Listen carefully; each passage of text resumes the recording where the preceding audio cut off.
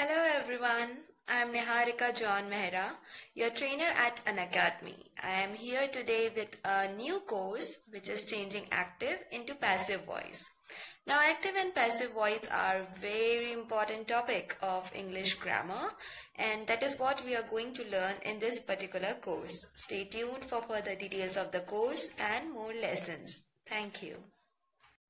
So this lesson is seeing about the course overview. That means what all we have in this course for you. I'm going to brief you about that. Before moving ahead, let's see a little bit about me. I'm a mass communication graduate and currently doing my post-graduation in MA English Literature. I am an English trainer at Unacademy and also a freelance personality development trainer. For all my lessons and courses, you can follow me right here on this link. You will get a list of the other courses made by me. Also, you can click on the follow button given below and you will automatically be getting all the updates about my latest lessons. Moving on to target audience. So we have three categories on which we have targeted this course. First of all, it is for students. Now, when we talk about students, they can be from college, they can be from school. But if someone is studying English, active and passive voice is again a very important part in their English literature or English grammar. So it is going to be helpful for the students. Then we see people preparing for competitive exams. English again is a prominent section when it comes to competitive exam. There are questions asked in which you have to change a sentence from active to passive or maybe just diagnose it.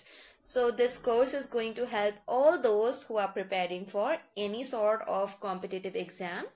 And then it is generally for people who are looking to do better in English grammar. If they are a freelance writer or they just want to groom up their English, they can use these lessons which are going to come ahead and it is definitely going to help them. Next, let's see what is the course objective. So let me just discuss three objectives of this course. First is why active or passive. So in very short, I have explained in the coming lessons why and where we need active voice and where we need passive voice. Then we are going to see the formats of changing, which means when a sentence is given in active voice, how we can change into passive and vice versa. So the formats will help you a lot. Trust me, they are going to help you a lot when it comes to quick change in the voice of sentence. And also we have included a practice set which is a bonus for all the viewers. Unless and until you practice something, it is hard to be fluent in it. And more you practice, more you become perfect in it. That's why we have given some practice sets along with the solutions so you can solve it and check it by yourself. So that was it for the course overview. Thank you so much. Do stay tuned for more lessons. Coming on to the first thing, what is active voice? First point says that a sentence in active voice has doer of the action in starting.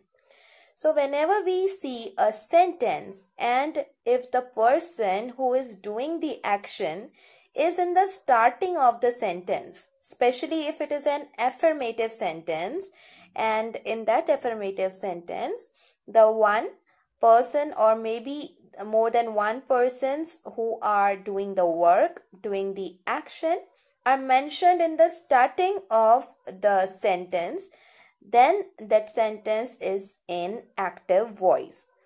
Another point says that doer plays prominent role and object remains dormant. So whosoever is doing the action is playing a major role in that sentence.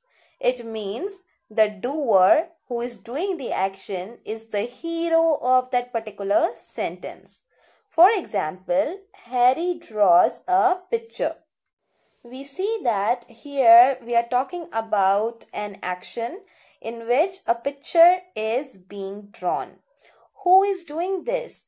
Harry is the doer of this particular action of drawing. Another sentence, Bella baked 2 cakes today. Here again the action is about baking. Who is baking? Who is doing this action? Bella is doing this action. So Bella in this sentence and Harry in this sentence becomes doer of that particular action which we have written through the verb over here. Now this shows that this sentence is an active voice because whosoever is working according to this verb is mentioned before the verb itself. Let's see some more points. In active voice, most writing occurs in this particular voice. So when we are writing essays, we are writing messages, or we are writing notes, making advertisements, most of the writing skills are done in active voice, which means the sentences which we will use in these particular write-ups will be in active voice. Writing in active voice is more conscious, clear, and direct than the passive voice. So anything that is mentioned using active voice is comparatively clearer and easy to understand if we compare to passive voice. Let's see, for example, Harry Potter killed Voldemort. Now here we see Harry Potter is the main doer over here. He is doing the action of killing. So we are not paying much attention on who is killed by Harry Potter. Our main focus will be that Harry Potter is killing someone. Now if I am writing a book, if I am writing a novel, if I am writing an article, this kind of structure which is in active voice is extremely helpful because my readers will be able to understand it easily. Let's see a little bit now about passive voice. A sentence in passive voice has object on which action is done in starting. So here we see the case is totally opposite as compared to active voice. In active voice, doer is in the starting of the sentence, and in passive voice, the object or the person on which action is done, that particular name or pronoun or noun is mentioned in the starting of the sentence. Direct object is prominent and doer remains dormant, which means most of the time direct object, we have done direct and indirect objects in earlier lessons. You can check it out in my previous lessons. So direct object is the part of sentence on which work is done. Now this particular thing or person on which the work is done is mentioned in the starting and is prominent, which means it has a major role. Focus of the sentence is the object on which the work is done, not the one who is doing the work. Doer remains dormant. It is okay if we know who is doing that particular action. If we don't know, then also it's fine. Doer may or may not be required.